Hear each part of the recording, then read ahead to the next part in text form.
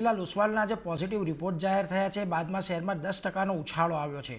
શું આવ્યું છે બ્રોકરેજ રિપોર્ટમાં ખાસ જાણીએ આપણા સહયોગી તૃપ્તિ કપૂરિયા પાસેથી। જે તૃપ્તિ જણાવો, શું ખાસ આ રિપોર્ટની અંદર કહેવામાં આવ્યું છે?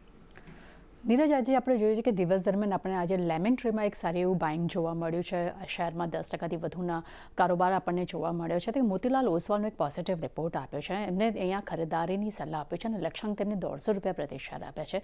અને એટલું જ નહીં, તેમને 2024 માટેના તેમના ટોપ પિક્સમાં પણ તેમનો કાઉન્ટર આપણને જોવા મળી રહ્યું છે। અને કંપનીનું જે સ્કેલિંગ છે તે નવી ઊંચાઈ પર પણ આવતું જોવા મળ્યું છે। અને તેમના મતે ડાયનામિક્સ ફેરફારને કારણે કરીને માર્કેટ શેર્સમાં સારો એવો ઉછાળો આવવાની પણ તેઓ અપેક્ષા રાખી રહ્યા છે।